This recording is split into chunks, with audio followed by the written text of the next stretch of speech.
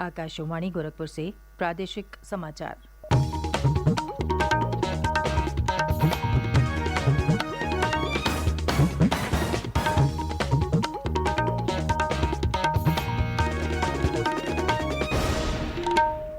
नमस्कार। समाचार बुलेटिन के साथ मैं सुकीर्ति असाना। पहले मुख्य समाचार। मुख्यमंत्री योगी आदित्यनाथ ने प्रदेश में शांति भंग करने वालों के खिलाफ कड़ी कार्रवाई करने के निर्देश दिए। कहा, उपद्रव के साजिशकर्ताओं के खिलाफ लगाएं रासुका और गैंगस्टर कानून। केंद्रीय सूचना और प्रसारण मंत्री अनुराग सिंह ठाकुर ने कहा, प्रधानमंत्री नरेंद्र मोदी के नेतृत्व में पिछले 8 वर्षों में देश में युवाओं के लिए हुए कई कार्य। भारत स्टार्टअप हब के रूप में उभरा। मुख्यमंत्री के निर्देश पर मंत्री समूह जनपदों का दौरा कर विकास परियोजनाओं की प्रगति की कर रहे हैं समीक्षा। और मौसम विभाग ने प्रदेश के पूर्वी भाग में 15 जून से वर्षा होने का जताया अनुमान।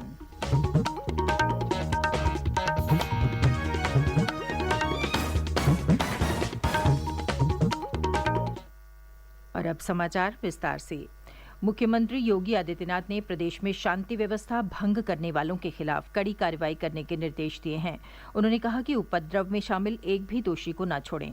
जनपदों के पुलिस और प्रशासनिक अधिकारियों के साथ कल वीडियो कॉन्फ्रेंसिंग के माध्यम से राज्य में कानून व्यवस्था की स्थिति की समीक्षा करते हुए उन्होंने कहा कि उपद्रव करने वाले और इसके साजिशकर्ताओं के खिलाफ राष्ट्रीय सुरक्षा कानून रासुका और गैंगस्टर एक्ट के तहत कार्रवाई की जाए। उन्होंने कहा कि पेशेवर अपराधियों और माफियाओं की अवैध संपत्तियों को बुलडोजर से ढहाने की कार्यवाही लगातार जारी रही। श्री योगी ने कहा कि संवेदनशील क्षेत्रों में अतिरिक्त पुलिस बल तैनात किए जाएं और गश्त लगातार जारी रहे। मुख्यमंत्री ने कहा कि भड़काऊ बयान देकर माहौल खराब करने की अनुमति किसी को नहीं दी जाएगी। उन्होंने कहा कि शुक्रवार को प्रदेश में हुए उपद्रव के लिए जिम्मेदार लोगों की जवाबदेही तय की जाएगी। उन्होंने सोशल मीडिया पर भी हर स्तर पर निगरानी रखने के पुलिस अधिकारियों को निर्देश दिए। जो भी भड़काऊ बयान दे रहे हैं, कोई भी हो, किसी भी पक्ष का हो, माहौल खराब करने की परमिशन आप किसी को भी मत दीजिए। पेशेवर अपराधियों के खिलाफ हमारी कार्रवाई लगातार जारी रहनी चाहिए और कल की घटना के लिए जिम्मेदार जो भी होगा, एक एक की जवाबदेही तय करनी चाहिए। कोई भी अपराधी हो, उन सभी के बारे में कार्रवाई होनी चाहिए। सोशल मीडिया प्लेटफॉर्म को जनपद स्तर पर भी मॉनिटरिंग हो, रेंज स्तर पर हो, जोन स्तर पर भी हो और शासन स्तर पर भी इसकी नियमित समीक्षा हो। लोकल इंटेलिजेंस के साथ बेहतर संवाद हो। हर एक गतिविधि को हम मजबूती के साथ संज्ञान में लें और कोई भी तत्व अगर कानून को हाथ में ले रहा है, वो कोई भी संगठन हो, सख्ती के साथ उससे निपटने की कार्रवाई हमारी जनपद स्तर पर हो। उधर प्रदेश में शुक्रवार को हुए विरोध प्रदर्शन में पुलिस ने अब तक 9 जिलों में 13 मुकदमे दर्ज करके 237 लोगों को गिरफ्तार किया है। प्रयागराज में 68, सहारनपुर में 55, हाथरस में 50, अंबेडकर नगर में 28 और मुरादाबाद में 25 आरोपियों को गिरफ्तार किया गया है। केंद्रीय सूचना और प्रसारण तथा युवा कार्य मंत्री अनुराग सिंह ठाकुर ने कहा है कि एनडीए के पिछले 8 वर्षों के कार्यकाल में देश में युवाओं के लिए बहुत कुछ किया गया है। श्री ठाकुर ने कल लखनऊ में गरीब कल्याण जनसभा के बाद आकाशवाणी समाचार से बातचीत में कहा कि अब देश के युवा रोजगार देने वाले भी बन रहे हैं। 8 साल में उत्तर प्रदेश के युवाओं के लिए जो अवसर आए, एक छोटा सा बदलाव हम स्टार्टअप्स में लेकर आए, युवाओं का हैंड होल्डिंग की, उनको सहयोग दिया, तो आज वही युवाओं ने भारत को दुनिया की तीसरी सबसे बड़ा स्टार्टअप नेशन के रूप में खड़ा कर दिया। ये अपने आप में दिखाता है कि 100 से ज्यादा स्टार्टअप्स यूनिकॉर्न बनी हैं, तो लाखों करोड़ रुपए की जो वैल्यूएशन हुई वो भारत के लिए उसका लाभ हुआ। करोड़ों लोगों को रोजगार के अवसर मिले, उससे लाभ मिला है। इसी तरह से युवाओं को अच्छी शिक्षा से लेकर जो बाकी सुविधाएं सड़क की हो, मुद्रा योजना की हो, बैंक खाते की हो, स्टार्टअप इंडिया के माध्यम से हो, इन योजनाओं के लाभ से भी आज युवा नौकरी मांगने वाला नहीं, नौकरी देने वालों में से उसका नाम आता है। देश में हाल की घटनाओं में हिंसा और पथराव जैसे विनाशकारी कृत्यों में युवा शक्ति के इस्तेमाल पर श्री ठाकुर ने कहा कि ये दुर्भाग्यपूर्ण है कि कुछ लोग देश के विकास में बाधा डालने की कोशिश कर रहे हैं। कुछ लोग ऐसा प्रयास करते हैं कि जो देश आगे बढ़ रहा है उस पर कहीं ना कहीं रोक लगाई जाए, छवि खराब की जाए। शायद ये बहुत लोग पचा नहीं पाए कि कैसे भारत दुनिया की सबसे तेजी से बढ़ती अर्थव्यवस्था बन गई, कैसे भारत ने 193 करोड़ वैक्सीन लगा ली, कैसे भारत ने 80 करोड़ लोगों को 28 महीने तक मुफ्त में राशन देने का काम किया और जिस तरह से पक्के मकान से लेकर बाकी सब किया है, तो ये सब करके ये लाभ मिला है। और ये जब कोई पचा नहीं पाता है तो उसका ध्यान होता है किस तरह से एजेंडा दूसरी तरफ घुमाने का काम किया जा सके। प्रदेश के पर्यटन और संस्कृति मंत्री जयवीर सिंह ने कल मैनपुरी जिला चिकित्सालय में नवनिर्मित डायलिसिस यूनिट, प्लास्टिक सर्जरी और बर्न यूनिट का लोकार्पण किया। इस अवसर पर उन्होंने कहा कि डायलिसिस यूनिट में प्रतिदिन 15 मरीजों का डायलिसिस हो सकेगा। श्री सिंह ने कहा कि प्रदेश सरकार स्वास्थ्य सेवाओं को ग्रामीण अंचलों तक पहुंचाने के लिए प्रयत्नशील है। उन्होंने केंद्र और प्रदेश सरकार द्वारा गरीबों के कल्याण के लिए चलाई जा रही विभिन्न योजनाओं की भी जानकारी दी। प्रादेशिक समाचार आप आकाशवाणी गोरखपुर से सुन रहे हैं। ये समाचार बुलेटिन हमारे YouTube channel AIR news Gorakhpur और ट्विटर हैंडल AIR_GKP पर भी उपलब्ध है।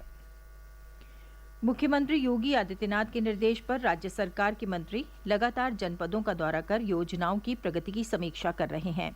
इसी क्रम में जल शक्ति मंत्री स्वतंत्र देव सिंह, बेसिक शिक्षा राज्य मंत्री संदीप सिंह और समाज कल्याण राज्य मंत्री संजीव कुमार गौड़ ने कल गोरखपुर में संचालित विकास परियोजनाओं की समीक्षा की। उन्होंने गोविंद गौशाला, विकास भवन के निपुण भारत केंद्र और integrated traffic management system ITMS केंद्र नगर निगम का निरीक्षण कर वहां की व्यवस्थाओं का जायजा लिया। मंत्री समूह ने अधिकारियों को योजनाओं को समयबद्ध ढंग से पूरी गुणवत्ता के साथ पूरा करने के निर्देश दिए। वहीं नगर विकास मंत्री AK शर्मा और महिला कल्याण, बाल विकास एवं पुष्टाहार राज्य मंत्री प्रतिभा शुक्ला ने कासगंज का दौरा करके वहां चल रही जन कल्याणकारी योजनाओं का स्थलीय निरीक्षण किया। प्रदेश सरकार के पशुपालन और डेयरी विकास मंत्री तथा कन्नौज जिले के प्रभारी मंत्री धर्मपाल सिंह ने कल जनपद में व्यापारियों के साथ बैठक कर संवाद किया। उन्होंने राज्य सरकार की एक जनपद एक उत्पाद योजना, विश्वकर्मा श्रम सम्मान और मुख्यमंत्री स्वरोजगार योजना सहित अन्य योजनाओं की प्रगति की समीक्षा की। उन्होंने कहा कि प्रदेश सरकार व्यापारियों और आमजन की समस्याओं का निस्तारण कर रही है। उन्होंने कहा कि मुख्यमंत्री योगी आदित्यनाथ के नेतृत्व में प्रदेश में कानून व्यवस्था सुदृढ़ हुई है और कारोबार करने के लिए सुरक्षा का माहौल मिला है। कैबिनेट मंत्री और प्रदेश भाजपा अध्यक्ष स्वतंत्र देव सिंह ने कल कुशीनगर में गरीब कल्याण सम्मेलन को संबोधित किया। उन्होंने कहा कि प्रधानमंत्री नरेंद्र मोदी के नेतृत्व में पिछले 8 वर्षों में केंद्र सरकार ने देश को नई दिशा देकर विकास के नए आयाम गढ़े हैं। उन्होंने मोदी सरकार की विगत 8 वर्षों की उपलब्धियां गिनाते हुए कहा कि विश्व में भारत का सम्मान बढ़ा है और देश में आतंकवाद, अराजकता और भ्रष्टाचार के लिए अब कोई स्थान नहीं है। इस अवसर पर उन्होंने केंद्र और प्रदेश सरकार की योजनाओं के लाभार्थियों को प्रमाण पत्र वितरित किए और विभिन्न विभागों के स्टॉलों का अवलोकन किया। मौसम विभाग ने आगामी 15 जून से पूर्वी उत्तर प्रदेश में कुछ स्थानों पर वर्षा होने का अनुमान जताया है। हालांकि इससे पहले भी पूर्वांचल के 1 या 2 स्थानों पर हल्की वर्षा हो सकती है। इस बीच मानसून मुंबई समेत मध्य महाराष्ट्र और कर्नाटक के कुछ अन्य भागों तक पहुंच गया है और लगातार आगे बढ़ रहा है। मुख्यमंत्री योगी आदित्यनाथ ने प्रदेश में कोविड से बचाव और उपचार की व्यवस्थाओं को प्रभावी बनाए रखने के निर्देश दिए हैं। उन्होंने कहा कि विभिन्न राज्यों में कोविड संक्रमण के नए मामलों में बढ़ोतरी देखी जा रही है, इसलिए प्रदेश में हर स्तर पर सतर्कता और सावधानी बरतना जरूरी है। उन्होंने कल उच्च अधिकारियों के साथ प्रदेश में कोविड की स्थिति की समीक्षा करते हुए कहा कि राज्य में पॉजिटिविटी दर न्यूनतम है। ये स्थिति घबराने की नहीं है, लेकिन सतर्क और सचेत रहने की है। उन्होंने कहा कि 18 वर्ष से अधिक आयु के लोगों को टीके की बूस्टर डोज देने में तेजी लाई जाए। श्री योगी ने कहा कि बूस्टर डोज के महत्व और बूस्टर टीकाकरण केंद्रों के बारे में आमजन को जागरूक किया जाए।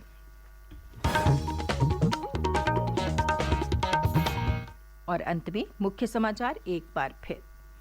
मुख्यमंत्री योगी आदित्यनाथ ने प्रदेश में शांति भंग करने वालों के खिलाफ कड़ी कार्रवाई करने के निर्देश दिए। कहा, उपद्रव के साजिशकर्ताओं के खिलाफ लगाएं रासुका और गैंगस्टर कानून। केंद्रीय सूचना और प्रसारण मंत्री अनुराग सिंह ठाकुर ने कहा, प्रधानमंत्री नरेंद्र मोदी के नेतृत्व में पिछले 8 वर्षों में देश में युवाओं के लिए हुए कई कार्य, भारत स्टार्टअप हब के रूप में उभरा। मुख्यमंत्री के निर्देश पर मंत्री समूह जनपदों का दौरा कर विकास परियोजनाओं की प्रगति की कर रहे हैं समीक्षा। और मौसम विभाग ने प्रदेश के पूर्वी भाग में 15 जून से वर्षा होने का अनुमान जताया।